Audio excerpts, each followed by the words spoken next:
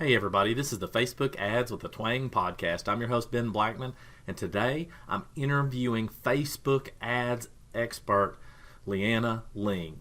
Here comes episode number 80.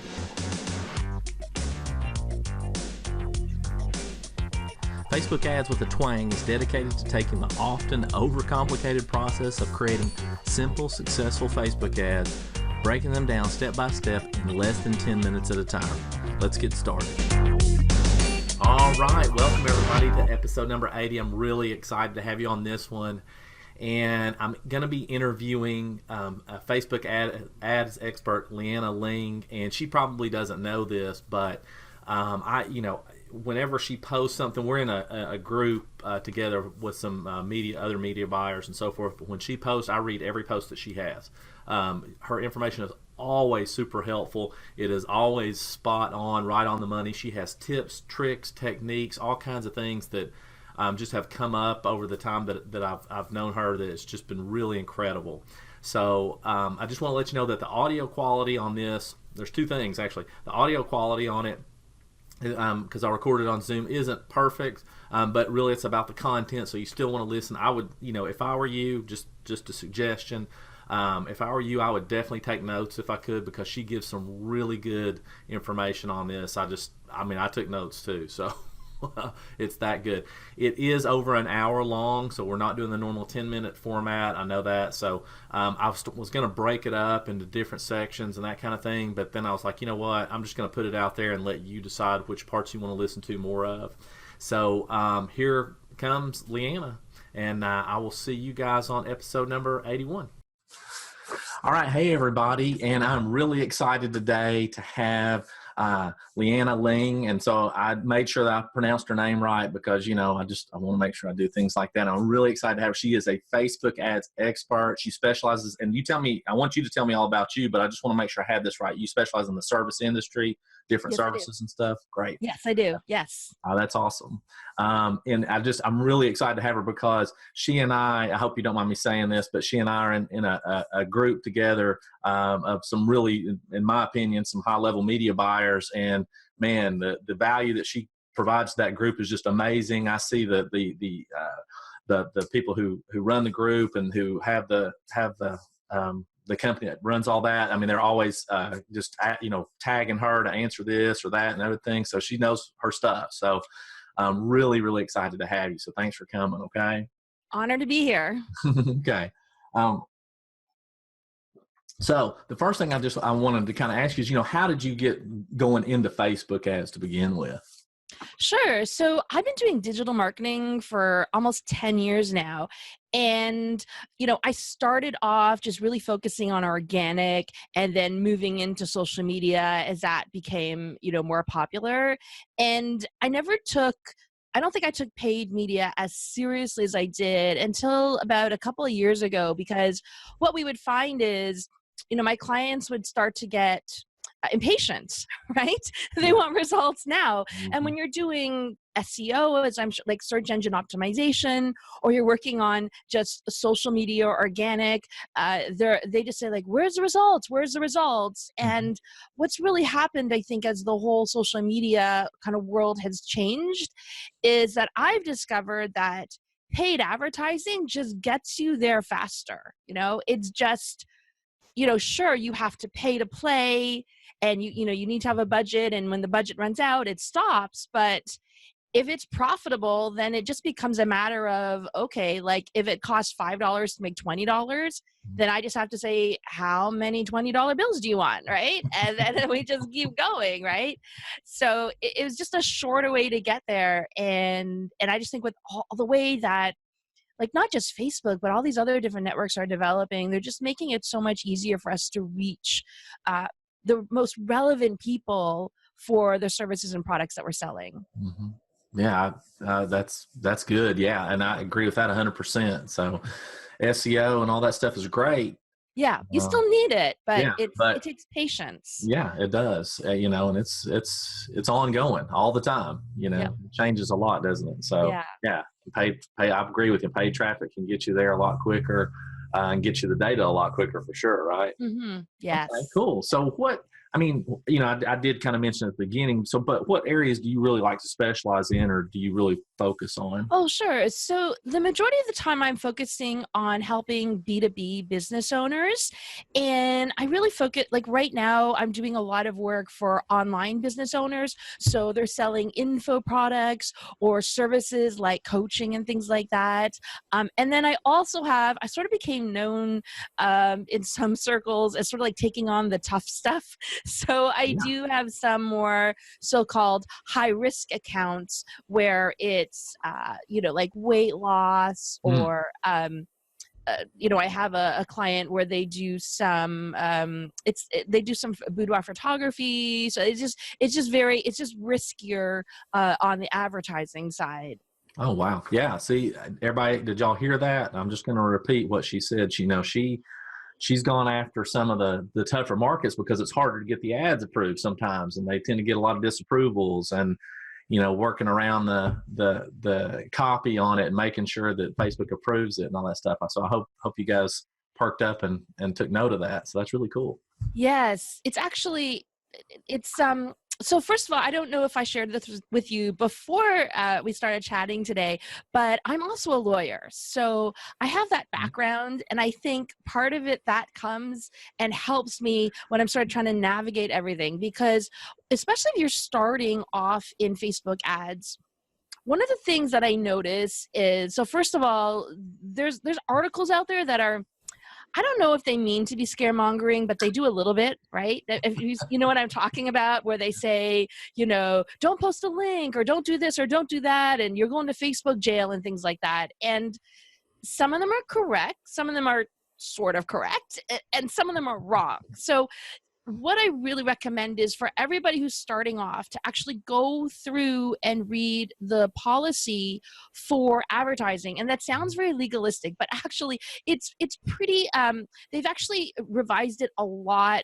and the most recent version is very friendly to read. They've got like examples with like check marks and X's, and there's things there that says, like, for example, you can't, if you're in the weight loss space, you cannot use a before and after picture Mhm. like that we see all the time on those sites. Yep. Or you're not supposed to put like pictures of weapons, right, in your images, or you're not. So they have things like that. And then they have some more subtle rules as well. So even though a lot of people talk about it, I always find it helpful just to go straight to the source, because then Mhm. you know what you're working with, and you should take a look at there to make sure that you're in compliance. Because what happens is if you get too many disapprovals, Facebook could just shut down your account without notice.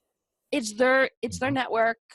They own it. Mhm. They have every right in their terms to shut down your account, to shut down your profile, all that stuff. So without notice, they don't have to give you any explanation at all. So Yeah. you want to try and do that. And I think for some of your listeners who are brand new, and even people who've been doing this for a while, when I come in and look at their stuff, some of the basic stuff isn't done. Like, for example, one of the things that Facebook looks at is how trustworthy your website is. And they don't just look at your landing page, like they'll Powerful. look at your whole website. So at the very least, everybody, like, put in a link to your privacy policy and your terms and conditions. Just they Mhm. look for that. Google looks for that. Other networks look for that. Like, that's an easy thing to put together, put that in there, make sure it talks about permissions for cookies. That's sort of like a term you want to look for in the policy, and just make sure it's there. And then make sure that your website also starts to follow those guidelines, right? If you do weight loss, that's a really easy example to use, but if your website has before and after pictures all over it and your ad doesn't, that could still get you disapproved. Mhm. Yeah, I mean, that's a good point, and I'm really glad you said that. The whole, yeah, privacy policy, terms and conditions. I mean, those things are important, and you might think, and I don't know how you feel about it, but you might think, well, I'm not that big or whatever, but that's not the point. Yeah, You just need to go ahead and do it right from the get go. exactly. And it's not that much of an effort, I think, just to Yeah. put the link at the bottom. There's sites where you can like buy one, you Mhm. know, Yeah. and it's not that difficult. So just those types of things, just get your ducks in order there. It doesn't mean that you're going to be rejected immediately, but you just want to, it's all about kind of reducing the risk Mhm. of getting too many disapprovals in your account. That's good. That's really good advice right there. I'm glad you said that. Let me ask you this, and so I'm just going to say this: a client had come to me, and in her situation, it's sort of a before and after. It's a physician who, but there's no before and after pictures, but it's for certain illnesses and so forth. And one of the issues that she had that came to find out was because on her Facebook business page, Hmm. she not ads, just on her business page she posted so much about these results that people were getting and stuff that they Wow. actually shut down her ad account. And so even with a new ad account you couldn't run them to that business page, so it was the business page that was the issue. Have you seen stuff like that too? I have a friend who's in the dating industry, and we can't run any ads for her at all because Facebook has kind of marked her page as a Mm-hmm. dating coach, and they don't like her. I mean, at the end of the day, what Facebook is trying to do is just make sure they don't get sued. So they're very conservative, right, when it comes to, I think, what they want to approve of.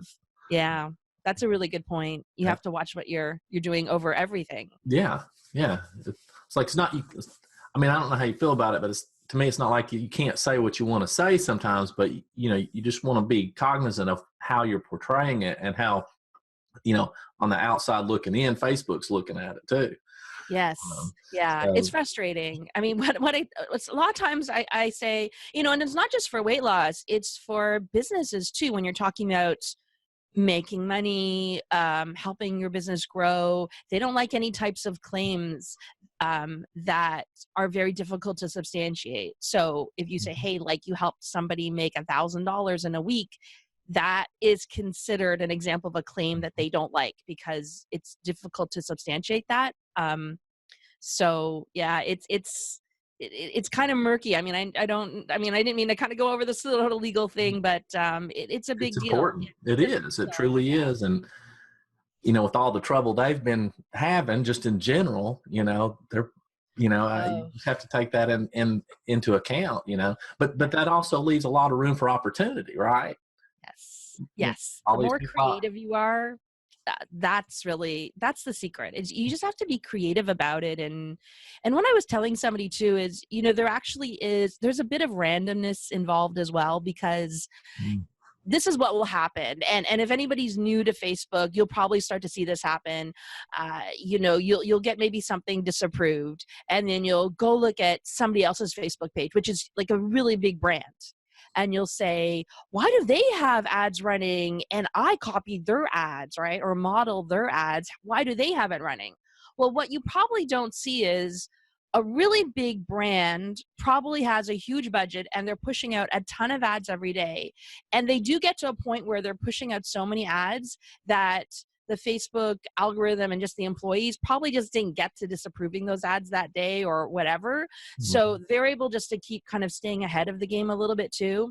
And sometimes too, when you're doing ads, maybe you end up getting a human being who's reviewing it that day who decides your ads are offside, mhm. or you get the algorithm, or they're pushing a change through. Who knows? So it's a matter of accept that that's a reality. Don't get frustrated and just try and be creative, because it's just not going to help you. So I said just lean into just lean into a bit of that randomness, and just find other ways to make it work for you. Ooh, So I think that's a good way to put it. Lean into the randomness. Yeah. yes. Yeah. Yeah. I always tell people, hey, it's not a level playing field. If you're looking for a level playing field, that's not where we are with that. So, No, no. but yeah, that's a really good way to look at that. So what do you think about going forward? I mean, a lot of, I mean, of course, I read a lot of different things, and I'm just not an alarmist too much with stuff. I think that's just more a ploy to try to get people to read things and Mhm. whatnot, and the sky is falling. But what do you feel like your outlook is for Facebook ads in 2019 and really beyond that? Sure, that's a great question. It's it's a bit of mixed feelings because they're constantly making changes, and in a way that's good because you want to be involved and kind of working with a company that is innovative, right? But on the other hand, I think there's a lot of, as we read in the news, right, that I'm sure that they're responding to, and they just rolled out another set of changes in the algorithm, so it's very frustrating.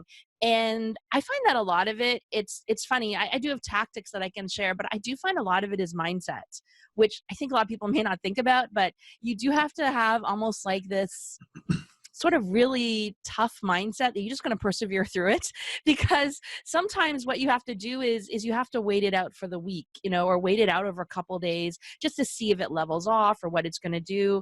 I have some clients, they get very agitated because they'll say, "Oh my goodness, like costs went up today," right? Hmm. And then I'll say, "Well, let's just see what happens in 72 hours. It's new," right? Right. And they're all stressed about it. And so I calm them down. I say, "Let's see." And then usually, I'm sure you've experienced this too, right?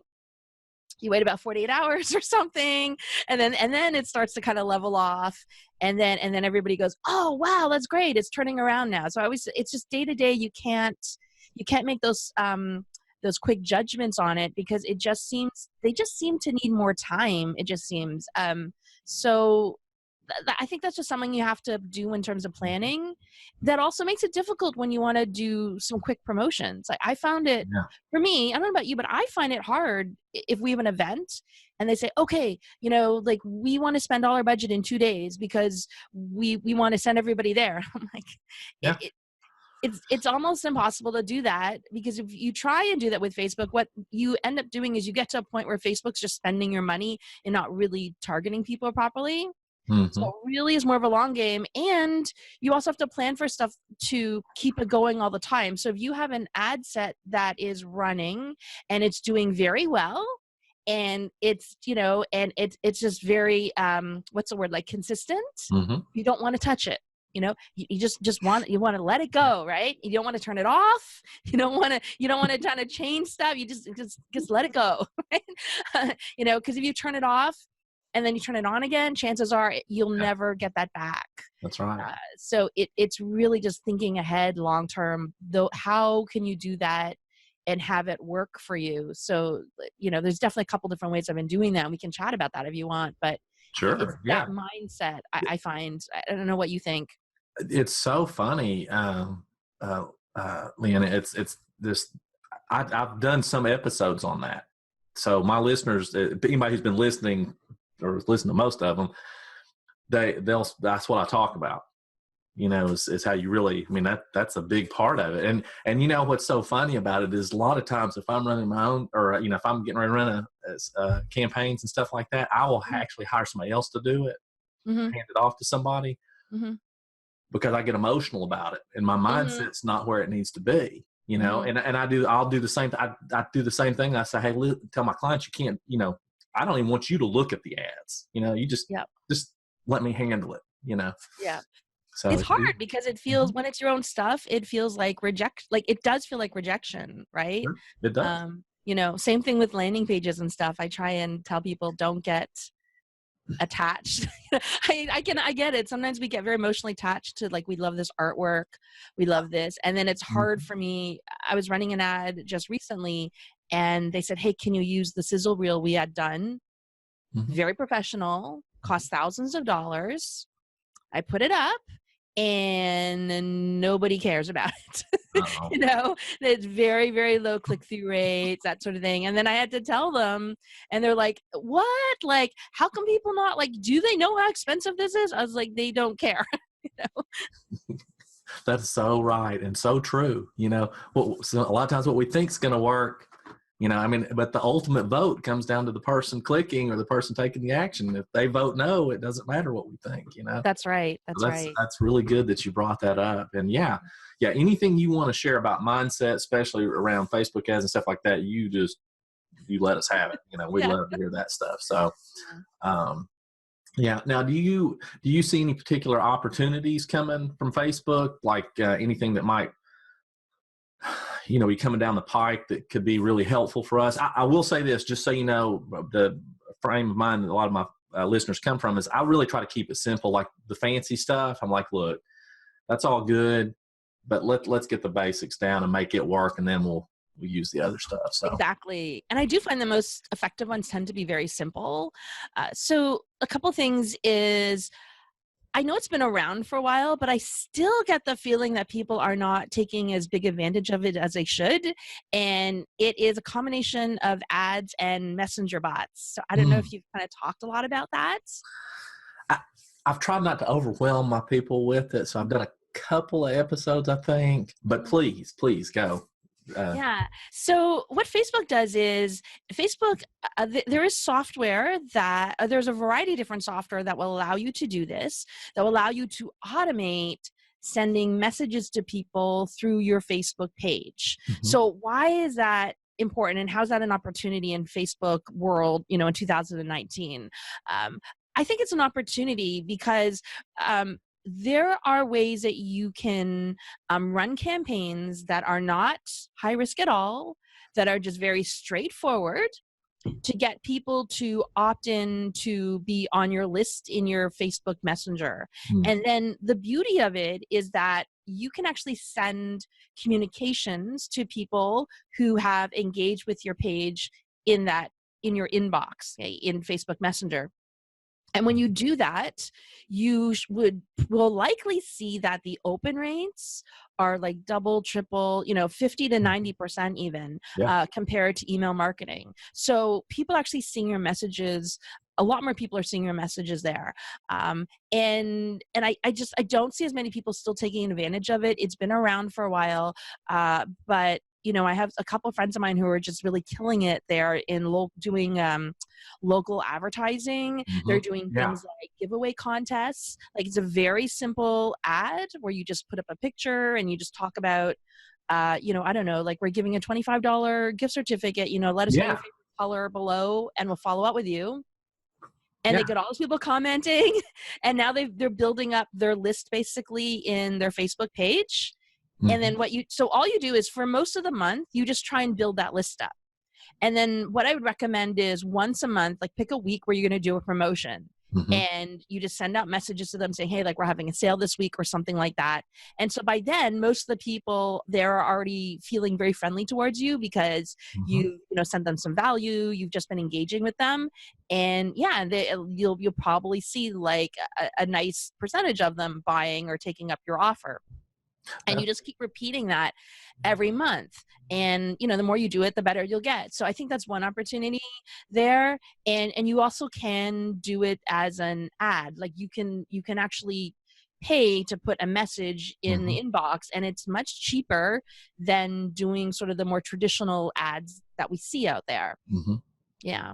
Yeah, that is so true. And I don't, do you find that people think it has to be this real complicated thing and they have to have all this instead of just making the offer, even if it's not perfect?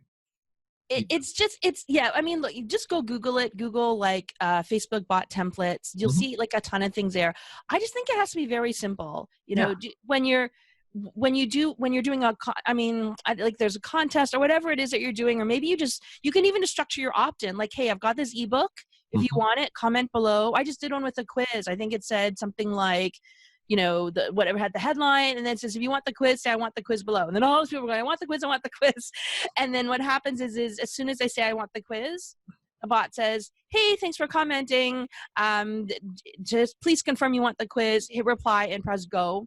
Because that's like, the sort of consent that you require in there, and then it responds back and goes, great, click the button below to get the quiz, and that's it, right? That's it. And then maybe the next week you might want to say, hey, did you check out our newest blog post? You just have to do it once a week, right? And then during the promotion it says, hey, we're having a sale this week. Do you want to hear more about it? And like, okay, and then they press the button, okay, and then you send them whatever it is. So it doesn't have to be that. It can be complex if you want it to be, but it doesn't have to be.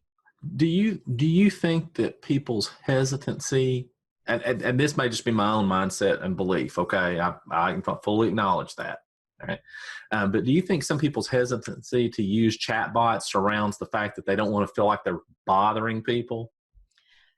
Possibly some of it is. And I think it depends what industry you're talking about. Mm, So, yeah. uh, I think marketers are a little bit more sensitive to that because who is it? Was Seth Godin who says like marketers ruin everything? Somebody says Uh, that, right? Whoever did, they were right. But anyway, Right. So if you're kind of in a space where you get a lot of these messages and you feel like they're very spammy, maybe you might feel that way. mm-hmm. Um, I think more people see it as it's just more they think it's too techy. Well, probably first of all because it's called a Okay. bot, so right away Yeah, it sounds it techy, does. Yeah. and you need to use software, and it's got sort of and like you said, a lot of people are promoting very complex Mm-hmm. flows. Mm-hmm. So yeah, And they, yeah, and a lot of, at least what I find is a lot of people they're already confused enough about the pixel, right? And then oh, don't even go there. Yeah. yeah, and then they're like chatbot. That's just okay. I'm shutting down. Yeah, yeah. Uh, So there's a little bit of a learning curve, but I mean, if you want to do it yourself, then it is possible. And like I said, I like your thought where you just start because you'll start to get the hang of it. If you do it, you can definitely hire somebody just to kind of set it all up for you. That's the most painless way, right, of doing that. But yeah, just start and try it. Just do like a little one and just see.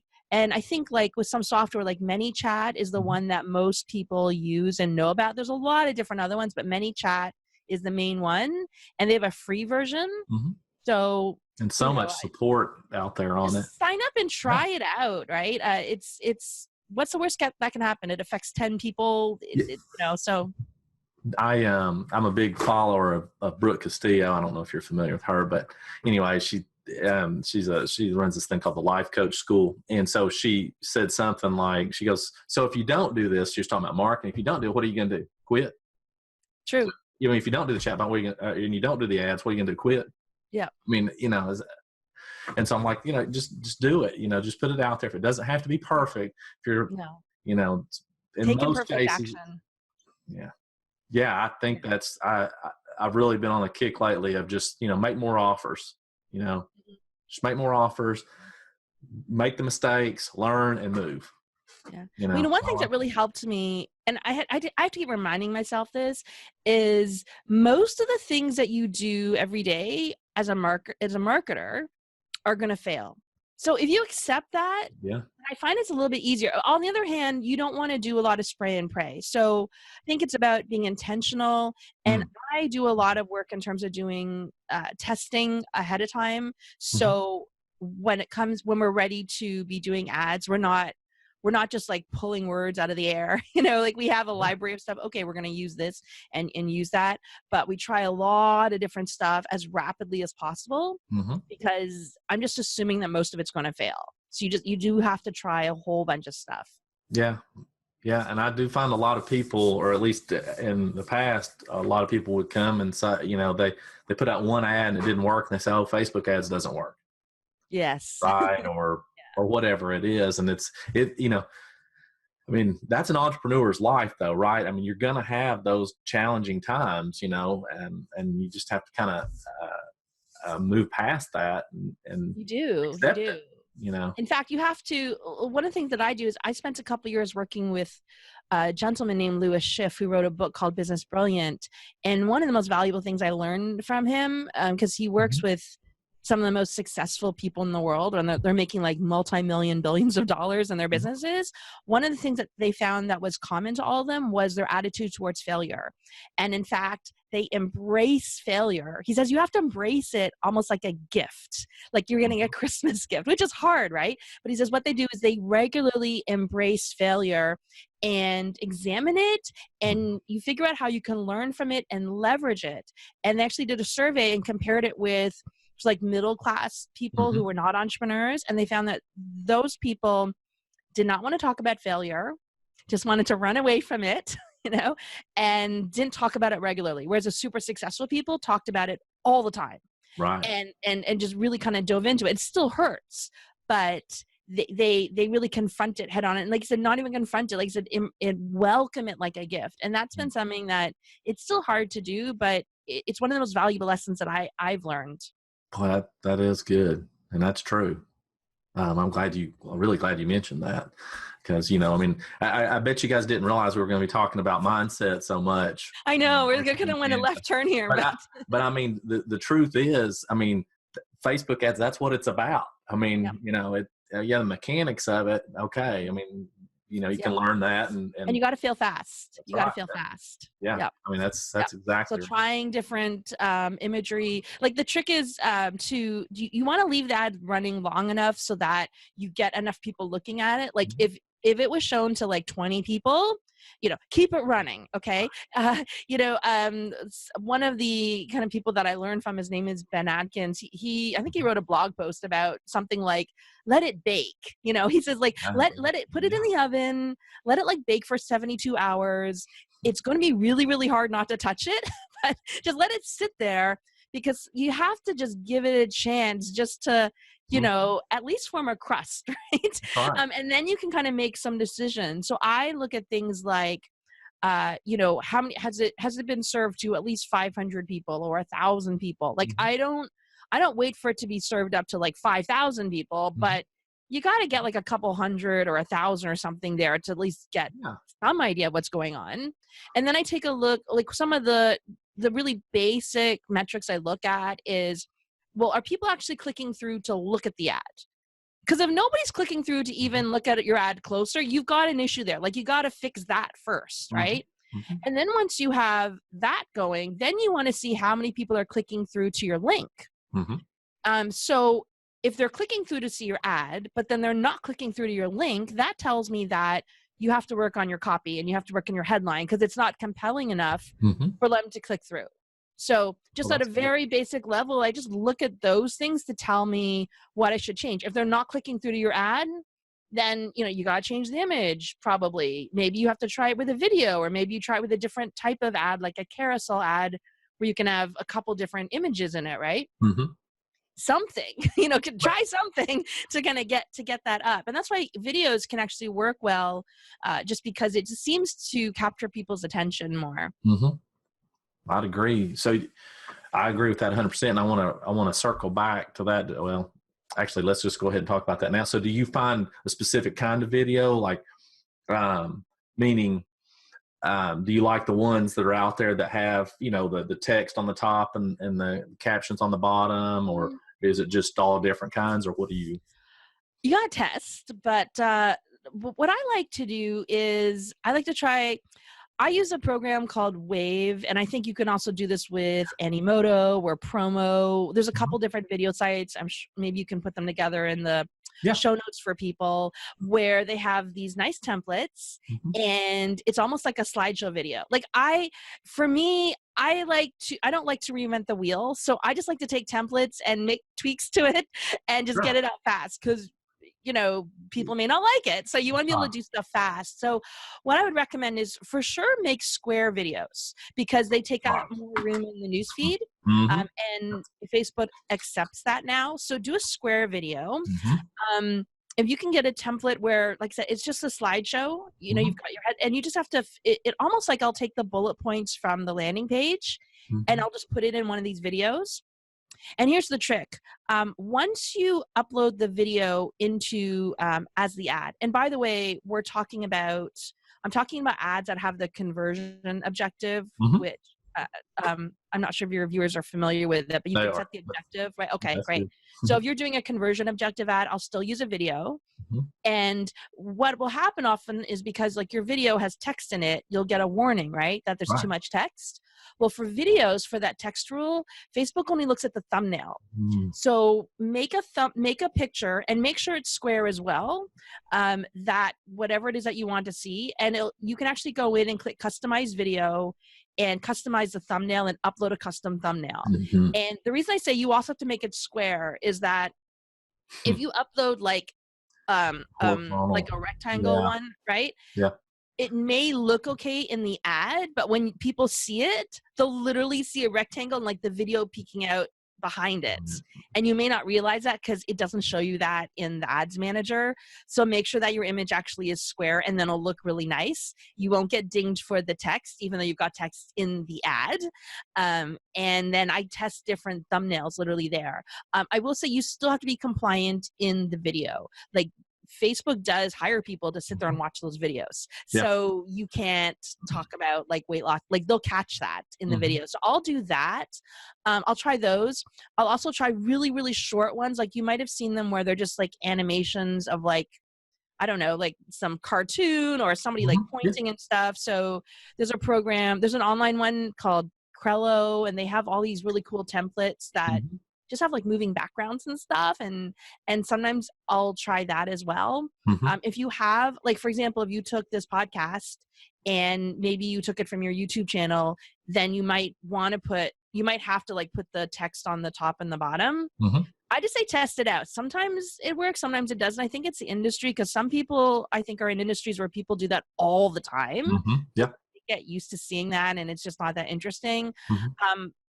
I would say too, when you're doing something and somebody's talking, make sure you do upload the transcript, because most of the time people have the sound off and they just don't turn it on. Like, include sound anyway in case people do, and you can include music and stuff. But most of the time it's just it's through the feed, and then they see it scroll by, and it's usually auto playing, and they'll at least see the transcript. Or if you can do it, make your own stylized transcript. There's a page I like where she actually takes her video and it's like got the white boxes on the top and the bottom, but she does the headline stuff. It's stylized in different colors, and it just looks interesting. It doesn't look boring. And I found that actually captures my attention more than just, something straight. So you can kind of have fun and be creative that way. Guys, y'all, I hope y'all are taking notes here, because she's giving you, I mean, this is good stuff. I mean, for us, for people who do Facebook ads all the time, a lot of times we don't realize that what we know is very important. And Liana, what you just are talking about is extremely important. And I'm really glad you're sharing this stuff. So that's awesome. Thank you for that. Let me ask you something about this real quick. And because I've kind of been on this kick lately, it's not a kick, but it's kind of been on this thing about, you can have the best ad in the world and all that, but if you have a stinky offer, what difference does it make? So, you can blame, and sometimes you do need to blame the ad, right? I mean, you just said, hey, ads fail a lot, and that's okay. But sometimes it's not the ad. So how do you figure that out? I mean, what do you tell people? Oh, I'm glad you said that, because this is very timely that we're chatting today, because actually in the past 2 weeks, I've been testing out a new way of doing conversion rate optimization with my offers and ads. So what we'll actually do is like I said, I do a lot of testing, and I was watching a webinar, and it's where I learned this sort of technique from, and I thought it was very smart. So I was watching this webinar, and what they were teaching is they take the offers and the headlines and stuff, and they run link click ads with just the text. So they'll do like an image with just the text in it. And they'll just run it, and just to see if people click. And so you just run it for like a day or two, like spend $50 or $100 or something like that, run it and see which ones people click. And those are probably the ones that are more interesting to people. Gosh, so that's neat. Text is genius, right? Yeah, that is pretty cool. And put it into your offer, and as your offer, and that really helps. I don't mean it's a slam dunk every time, but it's a good indicator. And it's simple to do. Yeah. I think the company was Mint CRO. They have this webinar out there, and that's something they teach in the webinar to entice you to buy the rest of their stuff. But just that little tip alone, because I do a lot of testing anyway, but I hadn't thought of doing it that way. And that actually made that little tweak, right? Yeah. It made a big difference. So also if an offer's failing, like recently I did one with a webinar. So I had a client who was a webinar, and we're like, nobody wants to come to the webinar. What's going on here? So we brainstormed like 10 different headlines Mm-hmm. And I just did a 2-day test on headlines for the cold audience that we were going to. And we got, the top 3 of those. And I put those in the ad. I put those in the landing page. And it really turned it around. I mean, the conversion rate went from something like 20% to 50% on the page. And people were clicking through from the ad and stuff just because we just spent a little bit of money, a little bit of time to test it. That's awesome. That is a really good. I'm really glad you said that. And by the way, just I don't know if you can. The reason I was kind of pausing there is because I could hear the lawnmower. Oh, I didn't hear. Okay, good. So just want to make sure. I mean, I can hear it pretty good, but I was just making sure on that. So that's really good. I'm glad you mentioned that. I'm getting all kinds of great information. Just this is great. So when you're doing the other thing I kind of want to ask is, so when you're going through your ads, I mean, how often do you said earlier, you might get 1,000 people to watch it or take a look at the ad. Do you go back in and try to fix that ad, or do you create a new ad? Oh no, I was creating a new one. So I don't want to edit that one because I don't want to mess up the data on that one either. So that's a good point. So I'll just create a new ad. Yeah. And just for everybody listening, so what she's saying is when you're looking and you're looking at the data that came in, if what you did was edit the ad, then it's kind of confusing. I mean, I guess you could figure it out pretty much, but it's just too confusing to do that instead of just creating a new ad and starting fresh. Yeah, you'd have to keep a log, right, to say, oh, I changed this here, and then compare the data. No, I just create a new one. Yeah.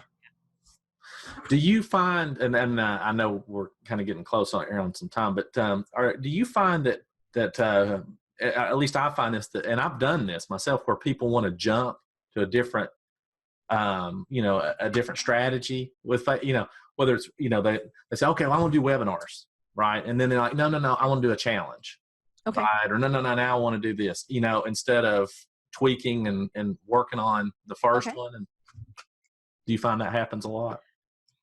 Yes. Again, it depends obviously on the client and the kind of the campaign, but definitely if you have something that isn't working, for sure, they're going to say, hey, I want to try this and this. Now, I don't believe in putting all my eggs in one basket. So I do recommend, don't put all your hopes and dreams on a webinar. Okay? Right. Webinars work. They make a ton of money for people, but don't make it the only thing you're doing. So because you just want to have a variety of stuff kind of working, right? And for example, a webinar, they do often tend to work better when it's more of people are a little bit more aware of you as opposed to 100% cold. Wow. Of course, there's people that can make it work on totally cold audiences. That's great too. I mean, but you do want to have kind of a variety. To me, it just depends how much time you have to kind of see results and how much budget you have to test things out.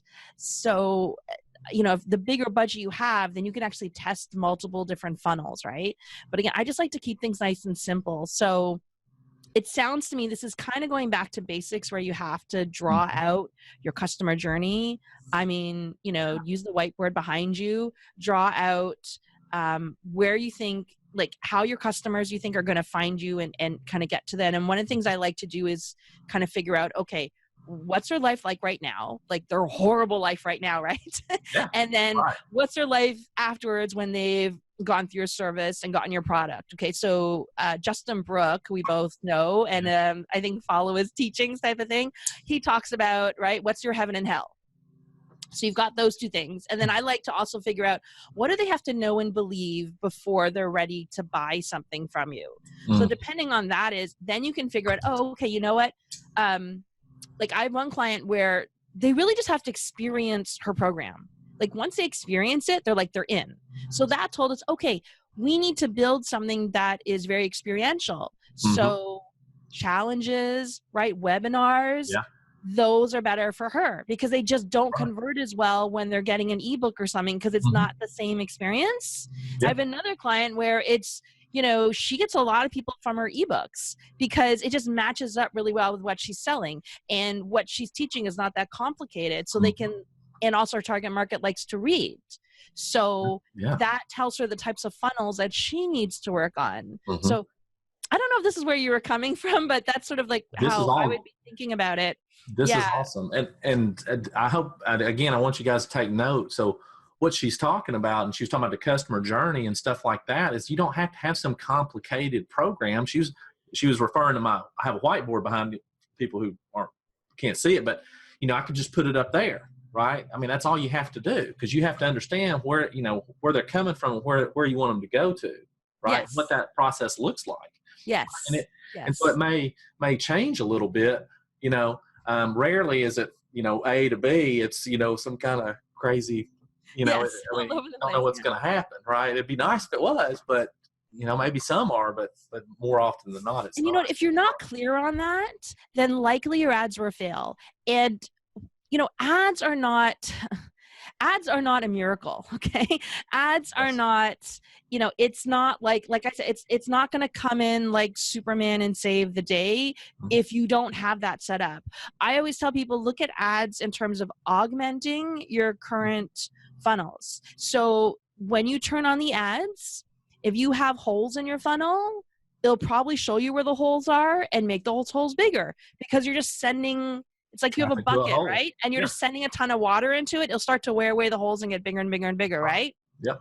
Where you have strengths into it, your ads will do that as well. I mean, I worked on one campaign where we can get opt-ins. Like, I just have to turn on ads. I mean, it's so easy to get opt-ins. We don't have to do any testing. Like, we got that in the bag. Okay, no matter what she puts up, we got opt-ins, no problem. Right. Where we have to work on is further down the journey where they actually buy. Right. So, and that's what ads showed us, right? Ads showed us that we pour money in, people will sign up for this and this, but then they're slower to buy. So now we actually know where we have to work on, Mm-hmm. but then it also increased our list very dramatically because, it lifted that part up. Does that make sense? It absolutely makes sense. It absolutely does. Yeah. So, and that's very important. I mean, to pay attention to what parts are, working and what's not, Yeah. and that's one good thing, about Facebook ads, is you can kind of get the data quick, Yes, without relatively spending like quick. $10,000 to find out if it works. Yeah. Yeah. Just put You up don't something simple. Put up your opt-in and your thank you page. Get your buy button ready. And, put some emails in between and let it run. do you feel like people, at least it seems this way, do you feel like people often don't do enough follow-up though after they get the opt-in? Like Oh, they're so heavy centered on just getting the person on the list that they don't take care of them once they're on? yeah. I mean, I think we could probably talk for another hour or two just on that. But in general, and I think also people who are have been doing this for a while still do not follow up enough. Oh Um, I also do sales coaching, and I'll tell you, even in-person sales, yeah. people do not follow up enough. Wow. It's just a thing. I have a friend, his name is Richard Matthews, and he was showing me his webinar funnels, and he actually builds a 6-month follow-up. And if you don't have it, he's like, where's your follow-up? Right. So I thought I was pretty good. I had like 90 days. He's like, no, 6 months. Yeah, gotta keep going, right? man. That's because Right? you don't know where they're gonna, No, you don't. And it's very much like, I like to tell people, think of it more like a merry-go-round. You have all your products here and people will jump on and off when they want. It's no longer like you can push stuff to people.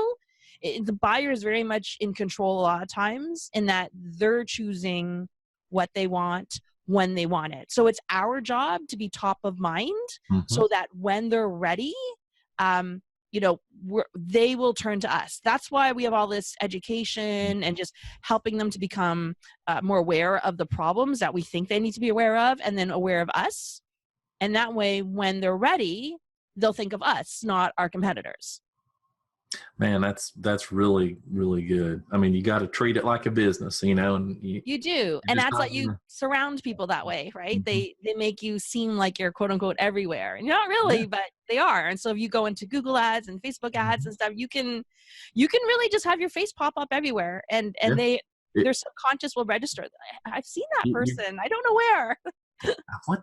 Yeah, I know who they are, and that's cool. So I always say that, I'm like, on Facebook, Facebook's an engagement platform, right? People want to, I mean, you know, you don't know this, but I came from a direct mail background. I mean, we Okay. did like these super long direct mail letters and stuff, and it was a lot of fun. Actually, I used to mail out basketballs and watermelon. I mean, mail them out. Oh, I love that stuff. I'd show up at the post office with a watermelon, you know, Mhm. and they'd have to mail it. It was funny. And by the way, that will get cross country in one day without paying for I've heard of coconuts. I didn't know they would take a watermelon. basketballs. I used to mail out pill bottles all the time. Anyway, it doesn't matter. Oh my goodness. But you know, what I'm saying is it's, you know, that is kind of different because, you know, on Facebook, people are they're trying to get away from their lives, not necessarily deal with them. Right. So they're Yes. coming at it from a different perspective. And you're interrupting them, by the way, too. Yeah. Great point. I mean, they're looking to see what Uncle Fred did last weekend. Right. Yeah. You know, or So you whatever. want to look natural in your ads. I think if there's anything you remember, you want to look natural. Like you don't really want to look like an ad, because like you said, you're interrupting them in a social situation. So just kind of think about it the way you are at a networking meeting, or you're hanging out with people. You're not like some walking billboard when you talk to people, right? You talk to people like, you know, hey, how's it going? You know, you ask them different stuff. You build up to talking about your business, right? That's right. So your ads should sort of be like that in a way, because Yes. they're there for social. They're there to look at their, you know, see other people's kids stuff, wishing people happy birthday and things like that. So you have to learn how to make friends.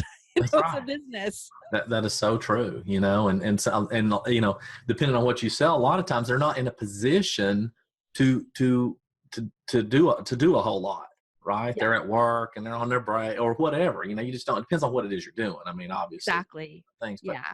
so you need to come at. So I think it was actually I think it was John Belcher. It might have been somebody who said, or no, it's Perry Marshall. He said something like, "Goes whenever I write an ad, I'm thinking." When I sit down at the computer, I'm thinking, what are they doing right then when they see my ad? Yep. You know, That's a good thing to think of. Yep. just what's that look like for them? And then that's also why you shouldn't take it personally, because if somebody clicks through your ad and then they don't buy right away, you have no idea what's going on. Like literally their cat may have jumped on their keyboard and right? What, or somebody's at the door and they went to go answer it and then they forgot about you. So it's not always like a personal thing where they don't want you. Just right. Yeah. Very good. Well, this has been really good. And I mean, honestly, I could just listen to you talk about all day long. I mean, it's just, I've gotten just really, really good stuff. And I know my audience really has, and they're going to enjoy that. And just for everybody listening, I'll put links in the show notes and stuff like that. But, and I don't know, because we didn't really talk about this, but if somebody wanted to contact you, is that okay? Like, of course, the services and stuff, is that all right? Okay. You can go to, the best way right now is just to go to my website. Mm-hmm. It's powerupstrategy.com. And you can, and then you can use the contact form there. And I have my links to my social stuff there too. So you can find me on social as well. Sure. Yeah, that's perfect. That is so good. So, listen, I hope you'll come back again sometime, and I really appreciate you just taking time out of your day to do this. Okay. Sure. I'd be happy to anytime. All right. Thanks so much. Anytime. Bye.